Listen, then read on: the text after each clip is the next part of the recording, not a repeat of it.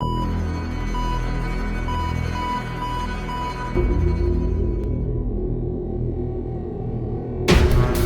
what is up, Crocs and Clan members, Poke fans, and others who stump on this video? I'm SoresanCrockxen here with episode 23 of Pokemon XY&Z English Dub. So, a couple things to say. Obviously, I didn't have a review up last week. The reason for that is I found out how early it was, going up on TV, and I was not gonna get up. I'm sorry. I don't care as much about this friend. Like if it was still like last year, right? Back when I still had motivation and drive to watch these episodes, I probably would have gotten up at 4 o'clock in the morning to watch a new episode. But no, I was not gonna do that. And then stuff just kept happening during the day, and like I just could not be bothered to watch the episode. And then so I was gonna do it. I said on Sunday, I was like, you know what, maybe I'll just watch it tomorrow and then like review it, that day. But then I had the battle and a bunch of other stuff that I had to go through, and then it was my sister's boyfriend's birthday, and we were all chilling and hanging out and having fun. So that was a thing that was not gonna happen. And so I pretty much just said, fuck it, I'll just do it next week. And so here we are. I'm here with the review, and it's like it's sad too, because this is like when it starts to get like it's been bad. Like the show's been just horrible recently. So this is also like the start of the decline of Ash in my viewpoint. This is like when Ash starts to decline as a character during the series. Like he's been he was okay in the beginning, then he became like mediocre, and now he's like really bad. Like this is turning back to like Sinnoh Ash, where we have one Pokemon that's like the center star of everything, and like boom. So obviously this is the start of the decline right here. So it's the first thing I want to say is like I feel bad, right? I don't know if it's just I don't know how bad it is. The fact that I was more excited about the Noivern versus Metang fight than I was for the Charizard versus the Ninja fight. Like it's really pathetic, right? How the one that's like less important is more exciting than the one that you're trying to hype up. Like it was that bad, right? Also the what was it? The Luxray versus Greninja. Like even though I don't like Greninja, I was more intrigued in that fight than I was with the freaking Greninja versus Charizard. It's like that pathetic of how much this Greninja spam that they're doing that you're more interested when you have other Pokemon that are being showcased more than that thing. So basically, Clement, his two adventures worked this episode, which I was really excited. He made like a Clembot mini that basically is like a scanner, which was really cool. And then he made the bracelets that make measure like the synchronization, the hearts and soul, whatever the hell it was that they're doing. And they both worked. They both worked fine, which I think was fantastic. I was a little like I'm glad they did it, but it was a little like a kind of like a dick move, because when Alon shows up, like Greninja and Luxray are put in the Pokemon Center so that they can heal before the Greninja versus Charizard fight. And so Ash's like, well, why don't we battle, before, until Greninja is good, with other Pokemon, because you have to have other Pokemon, because like you're not a real Pokemon trainer if you only have one Pokemon. And he's like, oh yeah, I do. And then Pikachu gets all hyped and excited. He's like, yeah, I'm gonna battle this guy. And then it's like, nope, I'm gonna use Joyburn. The fight was okay. I mean, I really enjoyed it. I still think it's weird how a special attacker like Noivern is basically like Ash's Noivern is more of a physical attacker.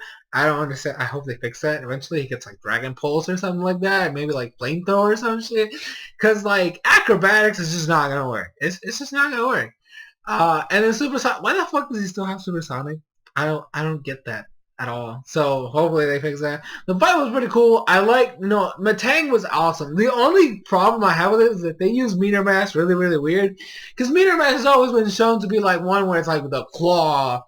Like Metagross, when Alon bought, Steven, it was Metagross' claw that got really like glowing with like yellow and gold and like bashed the shit out of Charizard. Like that was what I expected. But no, this time they made it to where like Metang's whole body turns like silver and like he charges. Like, it looked more like Iron Head than anything else. But it was supposed to be Meteor Mash. I ain't get that. But regardless, it was still pretty cool. I thought it was obviously this is just a stupid ass thing where like, oh hey, he's using a move that's gonna hit me. Let me also try to hit him. Like you can, but Noivern is so much faster than Matang, right? So why not use his advantage and be like, hey, maybe move around and maneuver and then like shoot a boomer. It's not gonna do anything, but then again, none of your moves are gonna do anything. But at least you'll be from a safe distance so that you don't have to clash with this giant metallic body. Right? I mean, that's just common sense. But regardless, it was still really, really cool. I personally enjoyed it a lot more than the Greninja versus Charizard. So that's just me. And then, you know, the battle's over. Noivern falls. Sadly, because I really like Noivern. But, you know, Ash can't beat Alon. So even if it's not the main Pokemon, whatever. So Noivern falls, and then like as soon as the battle's over, Nurse Joy's like, "Hey, Clement, Ash, your Pokemon are good to go." And then literally as soon as she said that, I'm like, "Great! Now you get to have a Noivern you gotta fix up because Noivern's he's pretty much like dead right now." And then gets Greninja out. They put back the bracelet, and then they're gonna get ready to fight. And then you know, typical, they start fighting, and then all of a sudden Alon goes Charizard X and starts fighting, and then Greninja goes Greninja form. They start fighting. Ash passes out. Random bullshit. I didn't really care. I honestly do not care. Anytime I see the Greninja form, I'm going to be serious with you. I'm not going to care. Because I think it's stupid the fact that not only do they give him a new form for the whole sequence, but they're basically spamming it as much as Infernape did. But here's the thing. I mean, I still consider that bad, you know, for Ash. Like, I was talking to Nate, or Nitro, as you guys might know him, who's one of my fans, on Twitter.